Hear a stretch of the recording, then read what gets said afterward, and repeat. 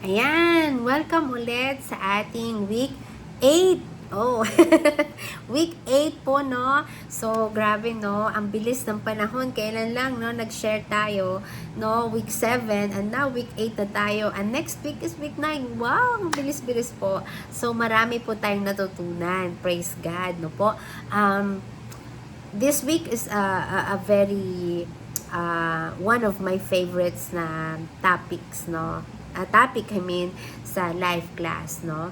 Nothing less than God's best, no? Wow, grabe, no? Walang hangad ang Diyos na mababaw lang or napakasimple lang, no? Kundi yung the best ang gusto ng Panginoon sa atin. Amen po. Palakpakan po natin ang bawat isa. Ayan.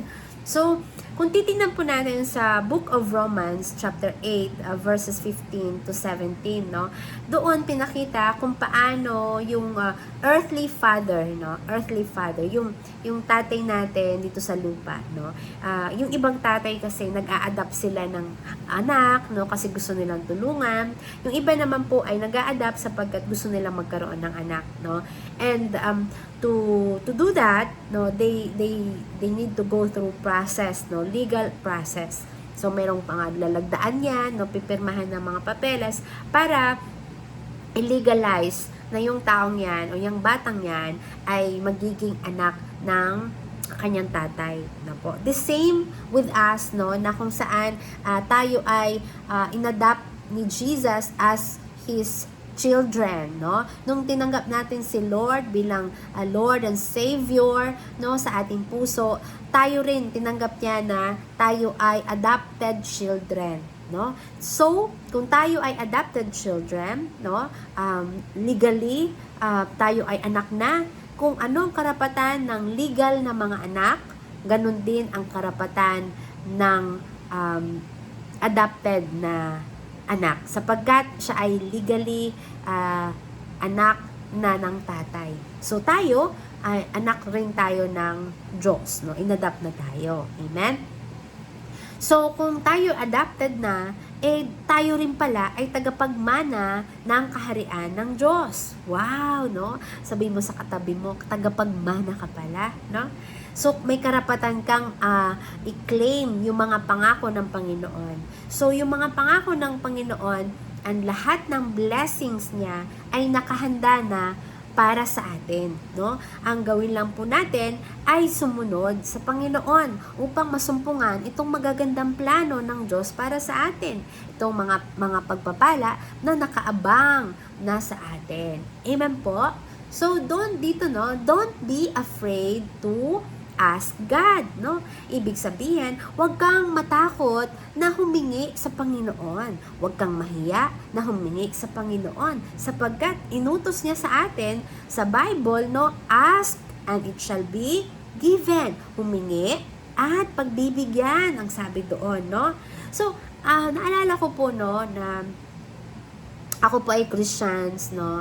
And then we always go to His life for morning prayer. Apart pa doon sa aming personal prayer and then sa church morning prayer.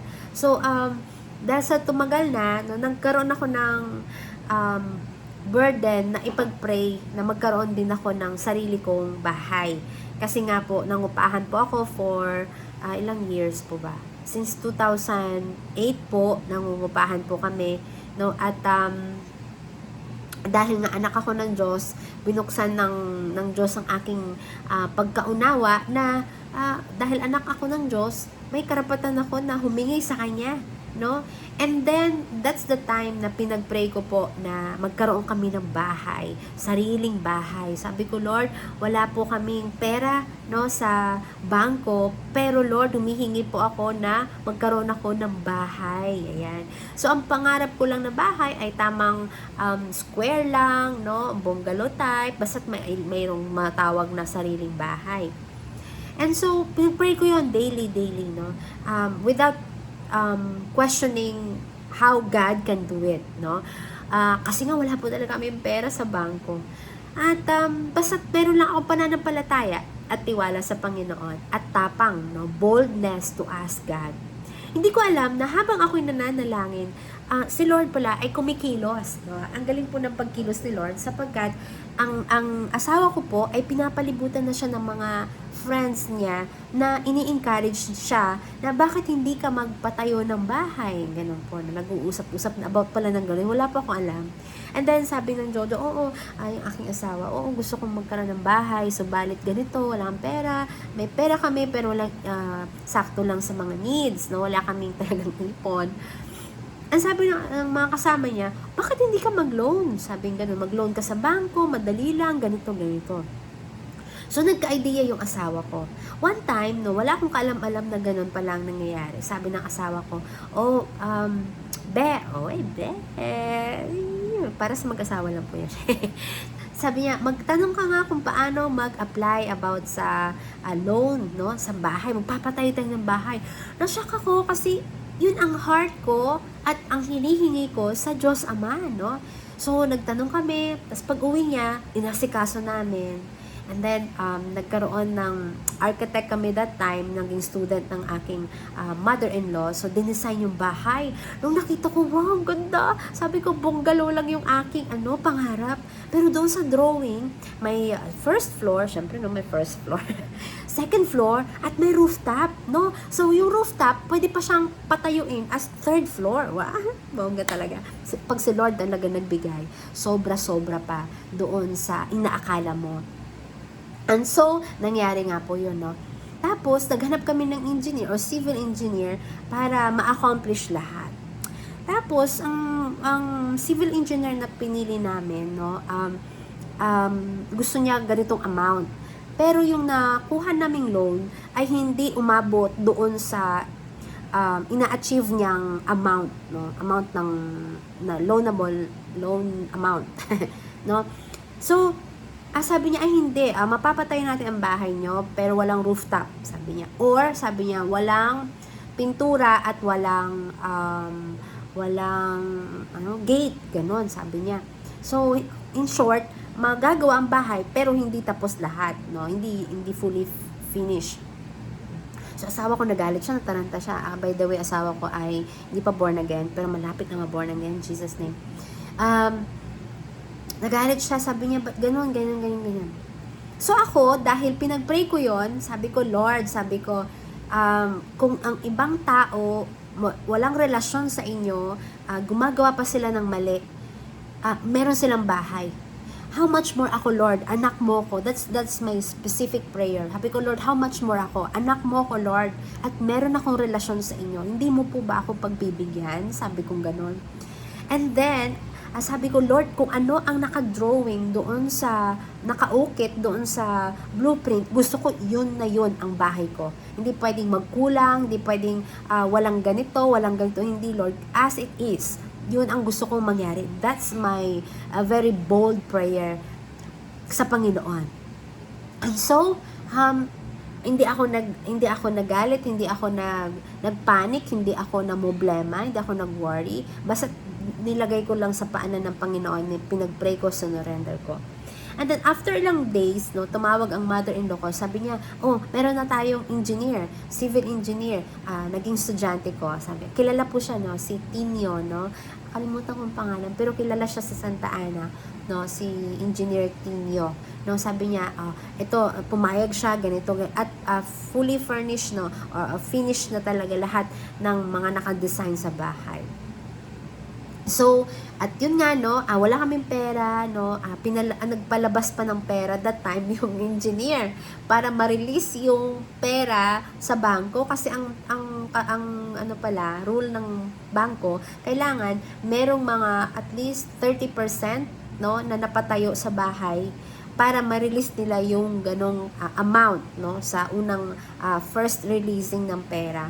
So, wala kaming pera. So, ang sabi ng engineer, sabi niya, sige, ako muna magpalabas. Ganon. So, talagang wala kaming problema sa mga pangangailangan. Although, namblema kami sa ganon, pero dahil nga, ang Diyos ay talagang nasa akin, no? At sinasamahan kami, yung mga ang iniisip namin na mga closed doors na pangangailangan, binuksan ng Panginoon. So, it's totally a blessing for us. And then, nung natapos yung bahay, naakala ko lang simple, nung nakita ko, wow, it's so very, napakaganda po. It's beautiful. It's beyond my expectation. Naiyak ako noon. Sabi ko, Lord, ang pangarap ko lang ng bahay ay simple lang, ganito, ganito. Tapos inisip ko yung bahay, parang, sige, okay lang, basta't matapos yung hanggang ano. Pero nung nakita ko, talagang, lilipat ka na lang ng bahay. Meron ng stove, may ilaw na. So, lahat talaga. Tapos nilagyan niya pa ng mga extra decorations. Ay, ito palang bahay ko. Ayan po, no? So, naiyak po talaga ako. Doon ko nakita that the God whom we serve is the God of beyond. Sobra-sobra pa. Amen po ba? So, ano po ang pinopoint ko, no? Glory to God. Because, as children, no, dahil adopted children tayo, we can ask God anything. Basta nasa will ni Lord yan. Amen po ba? So, will ba ni Lord na magkaroon ka ng bahay? Of course. Will ba ni Lord na makapagtapos ka ng pag-aaral? Of course. Will ba ni Lord ikaw ay umasenso sa buhay? Of course. Therefore, we should not be afraid to ask God. Amen po ba? Hallelujah. Sapagkat sabi niya sa Jeremiah 29:11, God has plans to prosper us and not to harm us. Ibig sabihin, ang plano ng Diyos ay laging maganda at hindi ito ikakapahamak mo. So kung ang decision mo ay napahamak ka, therefore, hindi yan ang plano ng Diyos. Hindi yan ang right na pangarap ng Panginoon sa iyo. Kasi ang plano ng Panginoon ay to prosper us and not to harm us. Amen? So, ang will din ng Panginoon ay good, no? Pleasing and perfect, sabi niya sa Romans 12 verse 2. So, therefore, we can trust the Lord. Trust that He wants to bless us, no? And prosper us in everything we do. So, ang plano ni Lord, prosper tayo, di ba? Ang plano ni Lord ay i-bless tayo, di ba? Therefore, we can trust Him. Amen? But, meron tayong part, no? Meron tayong gagawing part para i-bless tayo ni Lord. No, hindi yung hihiga ka na lang, mag-aantay ka na lang sa blessing ni Lord. No. You should have a portal where God can bless you. Ibig sabihin, portal, merong area ka na doon ka i-bless ni Lord. Paano ka naman i-bless ni Lord sa pag-aaral kung hindi ka naman nag-enroll? Kung hindi ka naman nag-aaral? Paano ka naman i-bless ni Lord sa kaperahan? Wala ka naman trabaho, wala ka naman business. Ano yun? Mag-aantay ka lang? Hindi pwede. Kailangan you have the portal that God can bless you. You have that area to bless you. Amen? Kasi yun ang plano ni Lord to prosper us in everything that we do and to bless us. Amen? To be able to receive God's blessing, we need to learn how to behave as His children. No? Paano ba tayo mag-behave bilang anak ng Diyos? Baka mamaya hindi halata na anak pa tayo ng Diyos, no? Ay, anak ba ng Diyos yan? Parang anak ng Diablo yan. Yung ganon, hindi napapaghalataan na tayo Christians. No, it should be nakikita na ang Diyos ay nasa atin. No? Yung tipong bagang, uy, born again ka ba? Yung ganong tanong, hindi yung, born again ka? Diba? Same statement, pero iba yung tono, no? Yung pag sinabi na, ay, born again ka, natutuwa sa'yo. Ibig sabihin, very obvious na ikaw ay born again. Ang ibig sabihin nun, ay nakikitaan ka ng ebidensya, ng evidences, na ikaw ay Kristiyano.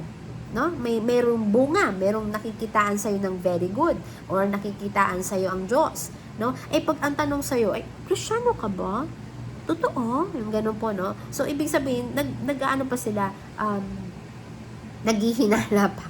Ibig sabihin, hindi pa nakikitaan ka talaga na bilang Kristiyano. Walang bunga, no? Hindi makita sa kilos mo, sa pananalita mo, no po? So, dapat mag-behave tayo as God's children. Paano po yun? Di, gawin mo kung ano yung mabuti. At gawin mo kung ano yung magpapasaya sa Panginoon. Huwag yung ikakalungkot ng Panginoon. And what is that? To do what is right, no? To do what is good. At kung anuman ang masama at anuman ang makasalanan, wag po natin gawin yon. Amen po ba? So, ang susundin po natin ay ang will ni Lord, hindi yung fleshly desire natin. Yung dati ba nating pagkatao, hindi na po natin gagawin yon. Yung old nature natin, hindi na po natin babalikan yon. Closed door na po tayo doon. So, when we decided to follow Jesus, God fills us with spiritual. Spiritual, ibig sabihin, more on, lagi tayong interesado sa Bible, lagi tayong interesado about sa story about the Lord, no, about kay God, no, and we are into prayer. Lagi tayo nasa prayer, lagi tayo nasa gawain, nasa Sunday, cell group, no, sa mentoring, no, yun ang pinupuno tayo ng Diyos doon. Ano pa? At dahil nagpapapuno tayo spiritually, no, yung intellectual din, no, ay lumalawak ang ating pagkaunawa, nagiging matalino tayo, no, nagiging marami tayong alam. Okay? And physical strength, no, binibigyan tayo ng magandang kalusugan ng Panginoon kasi gagamitin tayo mightily for God's kingdom. Amen po? So, He perfects our weaknesses. Diba? Halimbawa, mahina kasi ako sa emotion no? Hindi po kasi ako ganun katalino. Don't worry. Kung ano man ang kahinaan mo, no? Pag inoffer mo kay Lord yan, sinurrender mo kay Lord yan, your weaknesses will be your greatest strength. Remember that. Amen po? So, He will guide us to make right decisions so that we can become more than conquerors. Amen po ba? So si Lord, i-guide niya tayo sapagkat nakamarka po sa atin that we will reign in this life. Ibig sabihin, tayo po ay magtatagumpay sa buhay na ito. For that to happen, you have to submit, no? In everything, we must submit unto the Lord. Amen po? And follow Him. Mapasang area ng buhay natin, sundin natin ang Diyos sapagkat hindi ka lugi kapag si Lord ang sinundan mo. Amen? So, are we blessed? No? Yeah. Congratulations po. And God bless po. See you next week. So, week 9.